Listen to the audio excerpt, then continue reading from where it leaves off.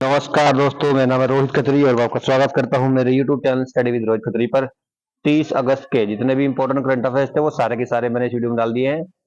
और आप सभी को रक्षाबंधन की बहुत बहुत शुभकामनाएं।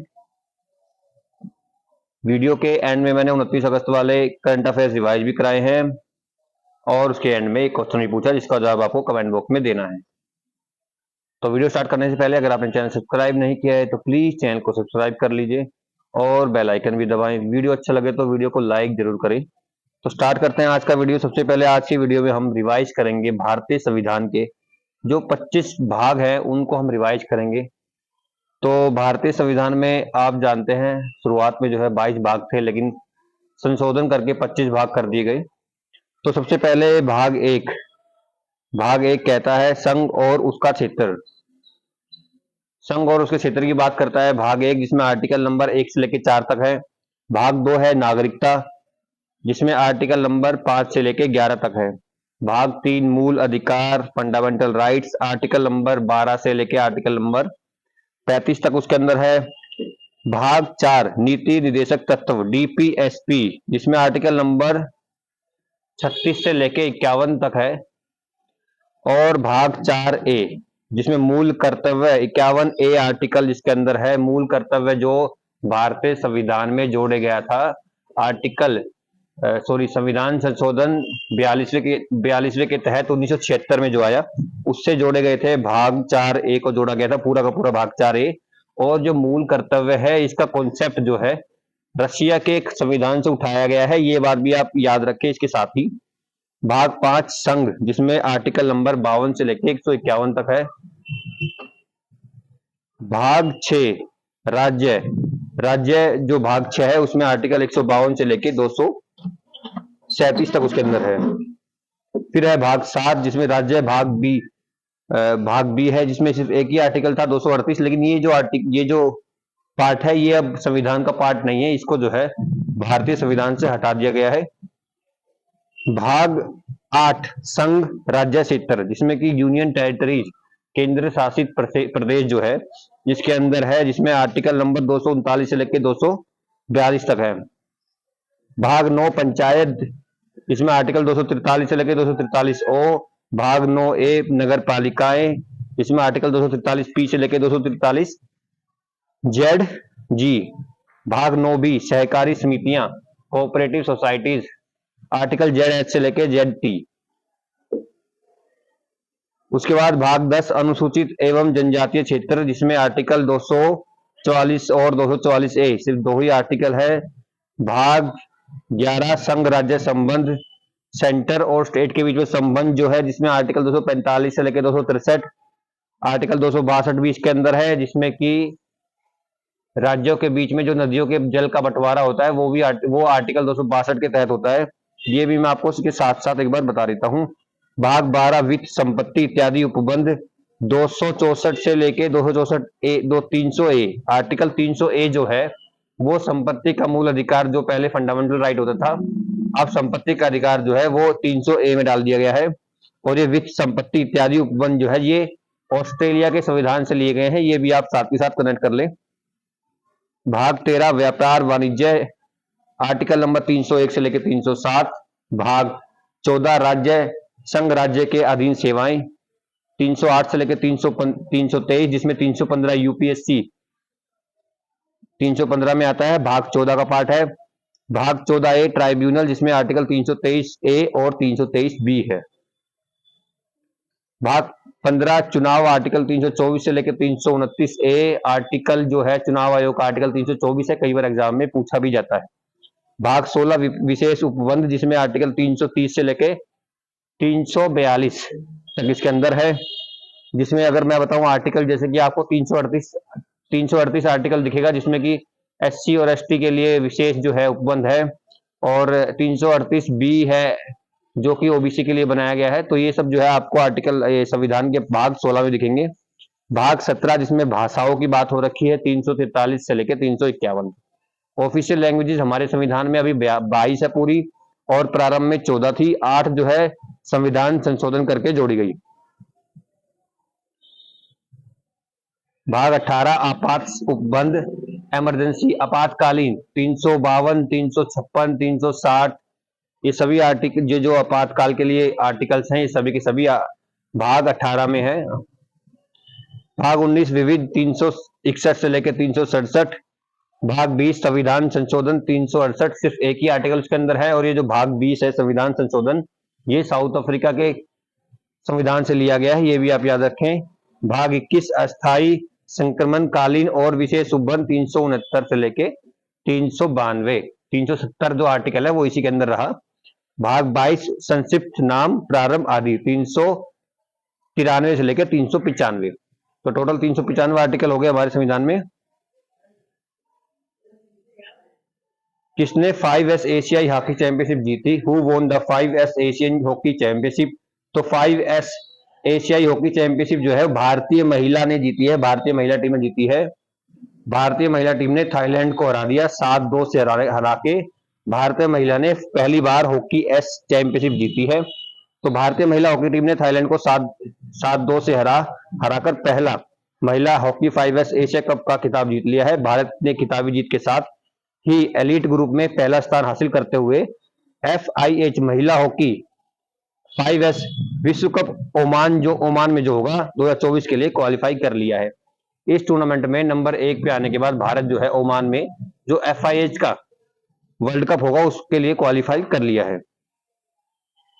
Question 2, ISRO mission Aditya L1 कहां से लॉन्च किया जाएगा? From where will ISRO mission Aditya L1 be launched? तो इसरो का जो आदित्य L1 मिशन है, ये सबसे पहले जो आपको बताया था ये सूर्य के लिए मिशन है, सूर्य से संबंधित ये मिशन है, और ये आपका सतीश धवन स्पेस सेंटर से लॉन्च किया जाएगा। सतीश धवन स्पेस सेंटर कहाँ है ये भी आप याद रखें, ये आंध्र प्रदेश के श्रीहरिकोटा में है। तो ये तीनों फैक्ट जो है आप एक दूसरे से रिलेट करके याद रखें। और आदित्य L1 के बारे में कुछ और क्वेश्चन मैं आपको बता देता हूं, जैसे कि आदित्य L1 कब लॉन्च होगा? तो ये 2 सितंबर को लॉन्च किया जाएगा, 11:50 का अनुमानित टाइम है। आदित्य L1 को किसके द्वारा लॉन्च किया जाएगा? तो ये इसरो के द्वारा लॉन्च किया जाएगा। आदित्य L1 को कहां से लॉन्च किया जाएगा? तो श्रीहरिकोटा आंध्र प्रदेश से लॉन्च किया जाएगा, ये मैंने आपको बताया। आदित्य L1 का बजट कितना है? तो करीब करीब 400 करोड़ रुपए इसका बजट है। और आदित्य L1 का उद्देश्य क्या है? सूर्य से निकलने वाली किरणों का अध्ययन इसका उद्देश्य है। इसरो के अध्यक्ष कौन है? एस सोमनाथ। कई बार ये क्वेश्चन आपने अभी सुना होगा चंद्रयान के बाद से। आदित्य L1 सूर्य की किस सतह का अध्ययन करेगा? तो बाहरी सतह का अध्ययन करेगा। क्वेश्चन 3, पाकिस्तान में नए भारतीय उच्चायुक्त के रूप में किसे नियुक्त किया गया है? Who has been appointed as new Indian High Commissioner to Pakistan? तो पाकिस्तान के लिए भारत का नया जो हाई कमिश्नर है वो चुने गए हैं गीतिका श्रीवास्तव जी, इसकी चुनी गई हैं। ये है गीतिका श्रीवास्तव की इमेज, और इनसे पहले एम सुरेश कुमार पाकिस्तान के लिए भारत के हाई कमिश्नर थे। क्वेश्चन 4, जल शक्ति मंत्रालय द्वारा जारी लघु सिंचाई योजना जनगणना में कौन सा राज्य सबसे ऊपर है? Which state has topped in minor irrigation scheme census released by जल शक्ति मिनिस्ट्री?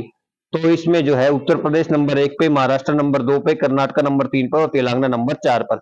रैंक वाइज बने ऑप्शन आपको डाल के दिए हैं। उत्तर प्रदेश नंबर 1 पे है, तो उत्तर प्रदेश के बारे में कुछ और फैक्ट्स। राजधानी उत्तर प्रदेश की लखनऊ, राज्यपाल आनंदीबेन पटेल, और मुख्यमंत्री उत्तर प्रदेश के बाबा योगी आदित्यनाथ। क्वेश्चन 5, राष्ट्रपति द्रौपदी मुर्मू ने NTR राव की स्मृति में एक स्मारक सिक्का जारी किया, वो किस राज्य के पूर्व मुख्यमंत्री थे? President Droupadi Murmu released a commemorative coin in memory of NTR Rao who was the former chief minister of which state? तो NTR राव जो है आंध्र प्रदेश के पूर्व मुख्यमंत्री थे, और ये 1983 से लेकर 1995 तक 3 बार आंध्र प्रदेश के मुख्यमंत्री रहे। इन्होंने तेलुगु देशम पार्टी का जो है, ये उस पार्टी के संस्थापक तेलुगु देशम पार्टी के यही है TDP, जिसको आज हम जानते हैं TDP के नाम से। और ये वो सिक्का है जो राष्ट्रपति द्रौपदी मुर्मू ने NTR राव के नाम से जो है लॉन्च किया उनकी याद में। क्वेश्चन 6, 2023 में कौन सी कंपनी भारत की पहली यूनिकॉर्न कंपनी बनी? Which company became the first unicorn company of India in 2023? तो भारत में 2023 में अभी तक कोई भी यूनिकॉर्न कंपनी नहीं बन पाई थी, और पहली कंपनी बनी है भारत की 11 महीने बाद जेप्टो। जेप्टो जो है भारत की पहली 2023 की पहली यूनिकॉर्न कंपनी बनी है। 2023 का पहला यूनिकॉर्न स्टार्टअप बन गया है जेप्टो। इस क्विक कॉमर्स स्टार्टअप ने 1 $1.4 अरब डॉलर की वैल्यूएशन पर $200 मिलियन की फंडिंग जुटाई है। और इस तरह कंपनी की वैल्यूएशन जो है $1 अरब से ज्यादा हो गई है। यूनिकॉर्न बनने के लिए जो सबसे पहली कंडीशन होती है वो यही होती है कि आपकी वैल्यूएशन जो है $1 अरब से ज्यादा हो जानी चाहिए। तो इसकी जेप्टो की हो गई, तो इसलिए भारत का भी यूनिकॉर्न बन गया है। क्वेश्चन 7, कौन बीसीसीआई का नया टाइटल स्पॉन्सर बन गया है? Who has become the new title sponsor of BCCI? तो board of cricket council of India के अभी नए टाइटल स्पॉन्सर बन गए हैं आईडीएफसी फर्स्ट बैंक। अब लगातार 3 साल तक के लिए यही भारत की क्रिकेट के टाइटल स्पॉन्सर बने रहेंगे। आईडीएफसी आईडीएफसी फर्स्ट बैंक ने भारत में होने वाले बीसीसीआई के सभी अंतर्राष्ट्रीय और घरेलू मैचों के लिए टाइटल स्पॉन्सरशिप के अधिकार हासिल कर लिए हैं। अगले 3 साल तक आईडीएफसी फर्स्ट बैंक बीसीसीआई द्वारा आयोजित भारत में होने वाले सभी अंतर्राष्ट्रीय मैच, महिला के हो या पुरुषों के हो, घरेलू मैच, क्रिकेट मैच जैसे ईरानी ट्रॉफी, दिलीप ट्रॉफी और रणजी ट्रॉफी के साथ साथ सभी जूनियर क्रिकेट जैसे कि अंडर 19 और अंडर 23 के लिए शीर्ष प्रायोजक होगा। क्वेश्चन 8, जयंत महापात्र जिनका हाल ही में निधन हो गया है वह किस क्षेत्र से थे? Jayanta Mahapatra who died recently was from which field? तो जयंत महापात्र जो है ये पोएट थे और इंग्लिश नॉवल के लिए पहला साहित्य अकादमी अवार्ड इंडिया के लिए इन्होंने ही जीता था। तो जयंत महापात्रा को साहित्य में योगदान के लिए 2009 में पद्मश्री से सम्मानित किया गया था, लेकिन जब सरकार में कुछ साल पहले अगर आपको याद है तो अवार्ड वापसी किए जा रहे थे कुछ लोगों द्वारा, तो उनमें इनका भी नाम शामिल है। इन्होंने भी अपना अवार्ड वापस कर दिया था। और महापात्रा अंग्रेजी कविता के साहित्य अकादमी पुरस्कार जीतने वाले पहले भारतीय कवि थे। इन्होंने इंडियन समर और हंगर जैसी कविताएं लिखी। क्वेश्चन 9, मिस वर्ल्ड 2023 का आयोजन कहां किया जाएगा? Where will Miss World 2023 be held? तो मिस वर्ल्ड 2023 जो है अब इंडिया में होगा, इंडिया के श्रीनगर में होगा, दिसंबर में शायद होगा ये। अभी इसकी एग्जैक्ट डेट्स आई नहीं है। और इसके साथ एक और फैक्ट आपको बता देता हूँ, 27 साल के बाद भारत में दोबारा से मिस वर्ल्ड टूर्नामेंट हो रहा है। भारत में आखिरी बार 1996 में हुआ था ये। इस टूर्नामेंट के बारे में कुछ फैक्ट आपको बता देता हूँ। मिस वर्ल्ड सबसे पुरानी मौजूदा अंतरराष्ट्रीय सौंदर्य प्रतियोगिता है। इसे 1951 में एरिक मार्कल द्वारा यूनाइटेड किंगडम में बनाया गया था। तो यूनाइटेड किंगडम में इसका हेडक्वार्टर है वो यूनाइटेड किंगडम में है। एरिक मार्कल इसके संस्थापक हैं और अभी इनकी बीवी जो है वो इनकी चेयरमैन है। मिस यूनिवर्स, मिस इंटरनेशनल और मिस अर्थ के साथ यह 4 बड़ी अंतरराष्ट्रीय सौंदर्य प्रतियोगिताओं में से एक है। इसके साथ ही मैं आपको कुछ फैक्ट्स बता देता हूं मिस वर्ल्ड से। जैसे कि सबसे पहली जो बनी थी मिस वर्ल्ड, जो सबसे पहली बनी थी वो बनी थी किकी हकनसन। 1951 में शुरुआत में सबसे पहली बार ये बनी थी। उसके बाद मैं आपको बताऊंगा इंडियन विनर्स जैसे ऐश्वर्या राय 1994 में बनी, डायना हेडन ये भी इंडियन 1997 में बनी, 1999 में इंडियन युक्ति मुखी बनी और सन 2000 में प्रियंका चोपड़ा बनी और 2017 में अभी रिसेंट में मानसी छिल्लर। ये इंडियंस मिस वर्ल्ड के मैं आपको नाम बता रहा हूं। और सबसे लेटेस्ट जो है 2021 में, ये इंडिया से नहीं है, कैरोलिना बिलावस्का जो है पोलैंड से है। तो ये अभी रिसेंट में टाइटल होल्डर है। क्वेश्चन 10, कौन मिस अर्थ इंडिया 2023 बन गई है? Who has became Miss Earth 2023? तो मिस अर्थ इंडिया 2023 बनी है प्रियांश सेन जो है मिस अर्थ इंडिया बनी है। मिस अर्थ इंडिया 2023 कार्यक्रम का आयोजन कहां हुआ था? यह दिल्ली के जवाहरलाल स्टेडियम में हुआ था। 2022 में मिस राजस्थान 2022 की फर्स्ट रनर अप रह चुकी प्रियांश सेन अब मिस अर्थ इंडिया 2023 का खिताब जीत गई है। मिस अर्थ इंडिया या मिस इंडिया अर्थ एक उपाधि है जो उस भारतीय महिला को दी जाती है जो मिस अर्थ में भारत का प्रतिनिधित्व करती है। तो भारत को रिप्रेजेंट करेंगे मिस अर्थ में। इनकी इमेज मैं आपको दिखा देता हूं। अब हम रिवाइज करेंगे 29 अगस्त के करंट अफेयर्स। सबसे पहला क्वेश्चन था, नीरज चोपड़ा ने विश्व एथलेटिक चैंपियनशिप में कौन सा पदक जीता है? तो नीरज चोपड़ा ने गोल्ड जीता है। पहली बार भारतीय ने गोल्ड जीता है विश्व एथलेटिक चैंपियनशिप में। इतने मीटर का इन्होंने मारा था भाला फेंक 88.17 और बुडापेस्ट हंगरी में ये वर्ल्ड एथलेटिक्स चैंपियनशिप चल रही है। एच.एस. प्रणॉय ने BWF वर्ल्ड बैडमिंटन चैंपियनशिप 2023 में कौन सा पदक जीता? तो इन्होंने जीता ब्रोंज मेडल। और सिंगल्स में मेडल जीतने वाले मात्र 5वें भारतीय खिलाड़ी बने ये। क्वेश्चन 3, डच ग्रैंड प्रिक्स 2023 कौन जीता? तो डच ग्रैंड प्रिक्स जीते हैं मैक्स वर्स्टपन। ऑलमोस्ट सभी की सभी ग्रैंड प्रिक्स जो है इस साल की इन्होंने ही जीती है। नंबर 4, ई गवर्नेंस के लिए किस योजना ने राष्ट्रीय पुरस्कार जीता है? तो 2023 में ई गवर्नेंस के लिए स्वामित्व स्कीम जो है, जो पंचायत द्वारा लागू की गई, इसको जो है अवार्ड मिला है ई गवर्नेंस के लिए। जलगांव पीपल्स कोऑपरेटिव बैंक के साथ ओकोला मर्चेंट कोऑपरेटिव बैंक के विलय को किसने मंजूरी दी है? तो ऐसी मंजूरी जो है आरबीआई ही दे सकता है, तो आरबीआई ने इसको मंजूरी दी है। भारत और कौन सा देश ब्राइट स्टार 23 एक्सरसाइज में भाग ले रहा है? भारत और इजिप्ट जो है ब्राइट स्टार में भाग ले रहा है। ब्राइट स्टार जो है इजिप्ट में हो रही है, ये 2 साल में एक बार होती है। इसमें भारत और इजिप्ट के अलावा बहुत सारे देश हैं, लेकिन भारत जो है पहली बार इसमें भाग ले रहा है। किस राज्य ने सरकारी नौकरियों में 35% महिला आरक्षण की घोषणा की है? तो ये ऐसा करने वाला मध्य प्रदेश अभी बना है। मध्य प्रदेश ने अभी हाल में ही घोषणा की है कि वो गवर्नमेंट जॉब में फीमेल्स को जो है 35% का रिजर्वेशन देगा। कौन सा शहर वायु गुणवत्ता प्रारंभिक चेतावनी प्रणाली प्राप्त करने वाला तीसरा शहर बन गया है? तो वो शहर बन गया है कोलकाता। कोलकाता तीसरा शहर बना है वायु गुणवत्ता चेतावनी प्राप्त करने वाला। क्वेश्चन 9, इमर्सन मनगनावा को किस देश के राष्ट्रपति के रूप में चुना गया है? तो इमर्सन मनगनावा को लगातार दूसरी बार ये जिम्बाब्वे के राष्ट्रपति चुने गए हैं। राष्ट्रीय खेल दिवस कब मनाया जाता है? तो राष्ट्रीय खेल दिवस मनाया जाता है 29 अगस्त को। मेजर ध्यानचंद की बर्थ एनिवर्सरी पर इसको मनाया जाता है।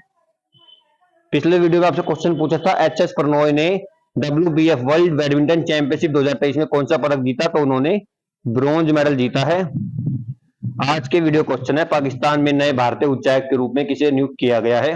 Who has been appointed as new Indian high commissioner to Pakistan. इसका जवाब आपको कमेंट बॉक्स में देना है। पूरा वीडियो देखने के लिए बहुत बहुत धन्यवाद। अगर आपको पीडीएफ चाहिए इस सेशन का तो वो मिल जाएगा मेरे Telegram channel study with Rohit Khatri पर। सारे पीडीएफ जो है अपने चैनल पर मैं जरूर डालता हूँ, पुराने पीडीएफ भी आपको मिल जाएंगे। और अगर आपने चैनल अभी तक सब्सक्राइब नहीं किया है तो प्लीज चैनल को सब्सक्राइब कर ले, बेल आइकन दबाएं और वीडियो अच्छा लगे तो वीडियो को लाइक जरूर करें। मिलेंगे आपसे अगली वीडियो में। धन्यवाद।